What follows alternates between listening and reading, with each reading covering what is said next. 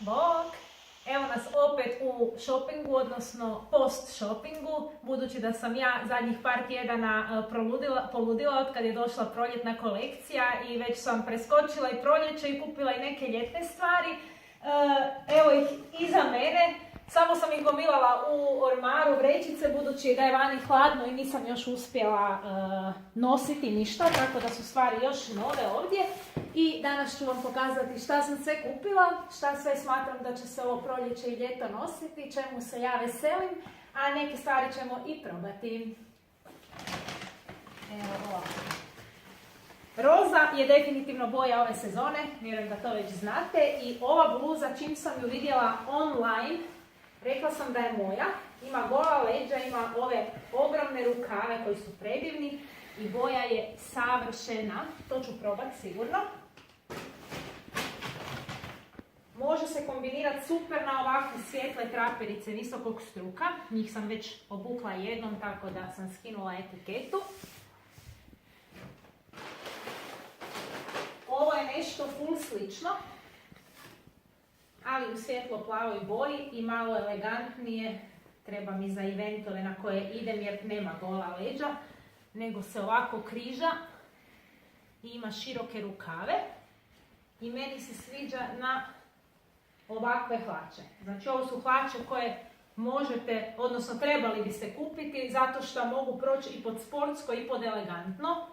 Udobne su jer imaju ovako rastezljivu pasicu, visoki struk, podsjećaju na trenirku, ali zapravo se super kombiniraju na štikle, na neke ovako bluze, tako da ovaj stil mi se sviđa. Ovo mi je, ja mislim, omiljena stvar koju sam kupila. Opet roza, baš je posebna majica i opet bi ju kombinirala na ovako hlače visokog struka, zato što je kratka. Mislim da ovo predivno ide. Okay. Isto vrijedi i za ovo.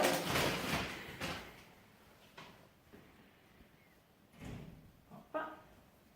Znači ovako kombinacija pamuka i ovaj dio je kao košulja, ne znam da li se dobro vidi. Super može proći pod sportske varijante ili u elegantnim nekakvim stylinzima. Evo na primjer opet ako ćemo uzeti ove hlače. I onda dolje mogu ići neke štikle, znači već imamo jedan elegantniji look. Šta još tu ima? Ovaj šos. Super stvar, znači opet, kombinacije ove sezone su da se kombinira sportski sa elegantnim, tako da materijali su, evo na primjer ovako jedan elegantni materijal, kakav bi se prije bio nosio samo za nekakve svečana događanja, sada dobiva ovako jednu gumu koja je sportska i upravo daje tom šosu jedan sportski look, tako da ga sada možemo nositi ne samo na štikle nego i na tenisice i na neku dnevnu varijantu, gore nekakav isto kratku majčicu, može čak imati kapuljaču, onako da bude kao neka hudica kratka, tenisice ili štikle, tako da taj kontrast sportskog i elegantnog meni je savršen. To je baš onako pogođeno za mene jer ne volim biti presređena, a ne volim biti ni onako skroz bez veze. Tako da ovako neke lude boje, ludi kontrasti materijala, ti volumeni kod rukava. Već sam pisala na Instagram da će me ti volumeni dotući jer ih obožavam i sve sam počela kupovati u tom džiru. Tako da nadam se da će moda potrajati bar 2 sezone jer ako ne morat ću sve baciti. Idemo dalje. Ovo sam ulovila još na sniženju. Znači to pred jedno mjesec dana, ono zadnja sniženja koja su bila. I jedva čekam da obučem ovu haljinu. Pogledajte ovo. Wow, jel da? I gledaj koja smiješna cijena. 69 kuna. To se zove dobra kupovina. Ja nažalost takvih imam jako malo. Obično sve platim po punoj cijeni jer ne mogu dočekati sniženja, ali evo ovo je bilo neplanirano i to se isplati. Jer mislim da će ova haljina stvarno biti wow komad ovog ljeta, onako i na tenisice i na štikle. Ugodna je za nosit, efektna je, a evo stvarno cijena je presmiješna. E sad, malih majčica, kao cropped topovi. Idealni su zato što većina donjih dijelova ove sezone, znači traperice, hlače, bilo da su poslovne, bilo da su trenirke, šosevi, većinom se sve nosi visokog struka. Tako da gore se onda kombiniraju te manje crop majčice i evo mogu biti u ovakvom obliku nekakve bluzice koja se može jako dobro iskombinirati za nekakve svečane varijante, za nekakve izlaske. Probat ćemo ju kasnije. Ili dugi rukavi, opet kraća verzija. Znači ovo tu. Evo ovo tu se jako nosi sada, ovako na vezanje. Vidjet ćete, čak se puno nosi, može se kupiti samo korzet ovakav, ok, i onda to možete skombinirati na nekakvu običnu bijelu majicu široku, pa si stavite ovdje crni korzet ili u boji, ili recimo košulje, oversize, recimo uzmete od dečka, od muža bijelu košulju koja je široka, vama velika, i tu si stavite crni korzet ovako da se veže na neke uske traperice, može na tenisice ili može na štiklu. To mi se jako sviđa i evo ova tu majčica mi se jako sviđa na bijele hlače. A budući da mi žene, nadam se da i vi imate svako ljeto iste probleme kao i ja, da nisam jedina, a to je da svako ljeto kupim jedne minimalno, obično 2-3 bijelih hlača i to na kraju nažalost nikad ne bude to, jer bijelim hlačama uvijek nešto fali, uvijek ili su mi previsoke ili preniske, ili guzica ne izgleda kako se spada, ili mi završetak nije dobar, ili mi materijal se na kraju rastegne. Uglavnom show živi, ali ove sezone sam se opredijelila za malo elegantnije opcije. Dakle, nisam više tražila traperice bijele, nego sam tražila ovako elegantne hlače visokog struka koje lijepo padaju, dugačke su dolje. I recimo one se mogu super nositi uz ovakvu majčicu, ok? Ili pak ovako jedan klasičniji model poslovnih hlača, mogu se nositi za svaki dan u uredu, ok? Znači visoki struk, otraga ovi klasični džepovi i normalno ako imamo dobru liniju, to super stoji na neku bluzicu, evo može i roza. Mislim da je bijelo i roza za ljeto preslatko, kao neki sladoled. Da vidimo.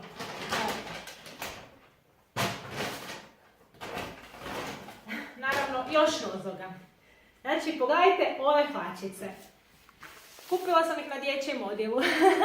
Tražila sam nečakinji poklon za rođendan, slavit će 5 godina ovaj tjedan. I vidjela sam ove hlačice za nju, rekao wow, predivne su, ali su bili samo veliki brojevi. Sad gledam, šta je ovo, 13-14 godina, a rastezljive su jako. I rekao, pa šta ovo nema za mene?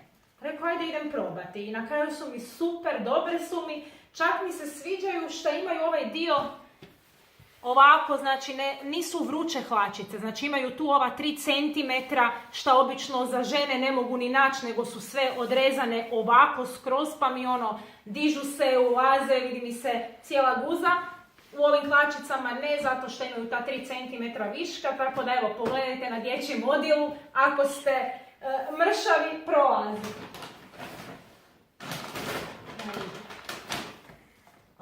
Još malo ljeta. Evo, gornji dio badića, ovo nije iz Zare, samo sam stavila u vrećicu, ovo je iz H&M-a. I jedan super model, zašto? Jer se ne pomiče.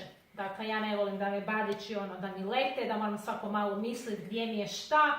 Ovo je sve u jednom komadu, dobro obuhvati, a nekako su mi se baš boje svidjele. Mislim da se dolje može bilo koja boja skombinirati, čak neka kričava, recimo žuta. Ako ne, u krajnjoj liniji crna, uvijek dobro prolazi. Evo, još jedan crop top. Naopako je, ali dobro, isti je dizajn. Znači, evo, recimo, pogledajte. Bijele hlače i to gore. Štikle, mogu recimo štikle biti u nekoj od ovih tonova, recimo bordeaux. I spremni ste, pa Bože moj, možete i na svadbu tako, evo, usred ljeta, ne moraju uvijek biti neke toalete, ako to nije možda neka jako svečana svadba ili neka prigoda ono gdje trebate biti elegantni, ali ne mora biti too much. Meni su ovakvi lukovi stvarno super, bit ćete zapaženi, bit ćete drugačiji, jer ne morate uvijek biti u nekoj haljenici. Ok, kombinacija tako nekih elegantnih hlača, neka zanimljiva majčica i onda neke lude štikle, po meni je najbolji styling. Još jedna takva stvar, znači ovo sam tražim to već jedno 3 godine, točno u ovoj boji. I presretna sam što sam našla u Zari. Znači topić, skroz jednostavan, podsjeća na donje rublje jer se to danas tako nosi. Evo opet, na primjer, na bijele hlače. Usred ljeta ovako, neke nut štikle. Ako treba, gore može još sako da se prekrije, ali mislim da je predivan komad robe koji je danas sasvim trendi, tako da ako želite biti u trendu, nešto ovako što podsjeća na donje rublje, a opet da se vi osjećate ugodno, jer evo meni se sviđa baš zato što se ništa pretjerano ne ističe, pun pogodak. Bližimo se kraju. Ovo sam isto bila ulovila na sniženju, znači pazi ovo. Sa 199 na 39 kuna. Znači nisam ih ni probala, samo sam rekla može. Zašto? Opet jedne ovako hlače visokog struka, ali sportske. Znači ovo je materijal pamučan kao trenirka i kad idem ujutro do džima volim nositi takve stvari. Znači ne znam, obučem tenisice dolje, ovo, neki sportski topić, šilterica na glavu, torba na rame, da budem trendi i na putu do džima. Za 40 kuna mislim stvarno. I zadnje, jer je zadnje?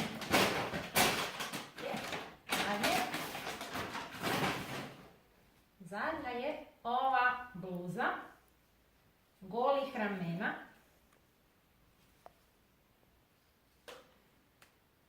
Jako mi je lijepa.